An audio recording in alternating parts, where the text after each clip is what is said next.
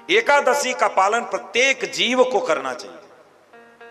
अगर आप अपने जीवन में कुछ नहीं करते, कोई पूजा पाठ नहीं करते, कुछ भजन साधन नहीं करते, कुछ नहीं करते, एक ही नियम अपने जीवन में अपना लो कि आज के बाद हमको 15 दिन में एक व्रत रहना है, केवल एकादशी बस।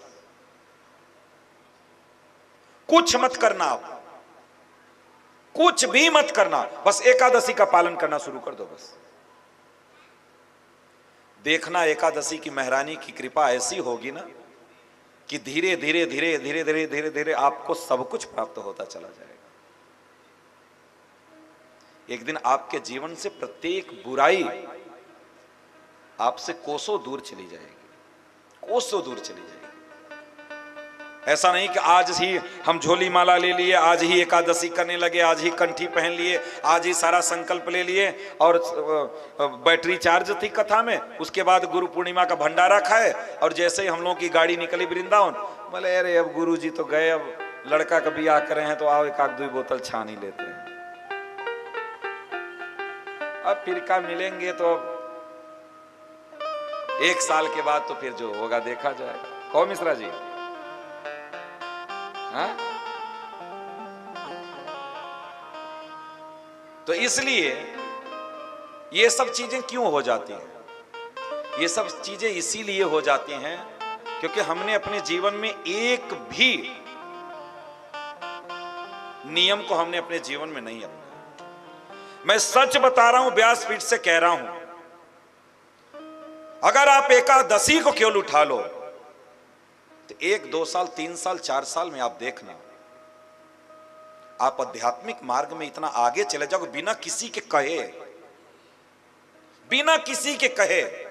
एकादशी महारानी की ऐसी कृपा है। आप जानते हैं एकादशी तिथि को और क्या बोला जाता है? एकादशी तिथि को हरिवासर बोला जाता है,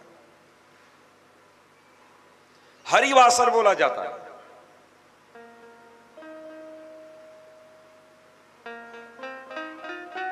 इस दिन में हरि का वास होता है। और कुछ लोग कहते हैं तो का पेट खाली रहेगा, भूखे मरेंगे तभी भगवान मिलेंगे। नहीं, भूखे रहने से नहीं मिलते, भगवान भजन करने से मिलते हैं। लेकिन एकादशी के दिन यदि आप व्रत रहेंगे, केवल फलाहार करेंगे तो आपको आलस्य नहीं आएगा। अगर आप भजन करने वाले हैं तो ज्यादा से ज्यादा बैठ करके भजन करेंगे, निद्रा नहीं सताएगी आपको, आलस्य नहीं आएगा, क्रोध नहीं आएगा। क्योंकि क्रोध, ईर्ष्या, द्वेष, छल, कपट, ये जो मद है ये कब आता है? जब आपके अंदर गर्मी हो, अन्न की गर्मी हो, तो ये सारी चीजें आती हैं। और देखो जिस दिन आदमी व्रत रहता है तो बड़ा शांत रहता है, उसको क्रोध भी नहीं आता, गुस्सा भी नहीं आता और कुछ नहीं आता, वो बड़ा शांत रहता है, बहुत शांत रहता है। इसलिए एकादशी यदि आप करते हैं तो आपको धीरे धीरे करके भक्ति के जितने सोपान हैं, प्रत्येक सोपानों की प्राप्ति आपको हो जाएगी। कथा हर साल सुनेंगे, एक भी बुराई को हम छोड़ने के लिए तैयार नहीं है, तो फिर कथा सुनकर के लाभ क्या? फिर 4 घंटा बैठ करके हम समय क्यों गंवाएं? ये भी तो बात है कि 4 घंटा हमारे जीवन का बहुत मूल्यवान समय है। 4 घंटा हम क्यों गंवाएं?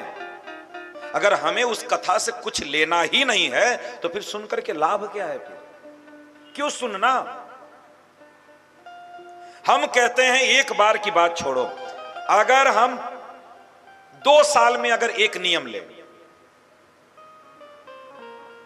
अगर 2 साल में हम अगर एक नियम का पालन करना शुरू करें कि भैया 2 साल तक हम एक नियम पालन करेंगे, 2 साल बीत जाएगा तब हम एक नियम और लेंगे, 8 साल में इस संसार की बड़ी से बड़ी बुराई आपको छोड़ करके कोसों दूर चली जाएगी।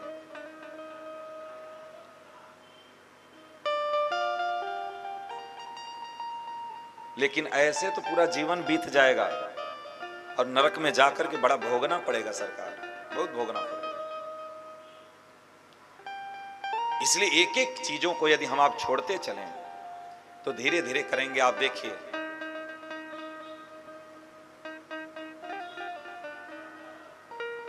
कहां आप पहुंच जाएंगे, कहां पहुंच। इसीलिए कहते हैं मेरे भाई, यदि आप कथा सुनते हैं, यदि आप भक्त हैं, यदि भक्ति मार्ग के यदि साधक हैं आप, तो आपको कैसे लोगों के संग में रहना है, कैसे लोगों से बातें करना है, कैसे लोगों के बीच में बैठना है, ये बहुत मायने रखता है। आपने सुना था ना कि 1 मिनट कपटी मुनि के संग से कई जन्मों का सत्संग नाश हो गया था, कई जन्मों का सत्संग नष्ट हो गया था। अच्छे लोगों के बीच में बैठिए, अच्छे लोगों से बातें करिए, अपने अंतरात्मा को ठीक रखने के लिए।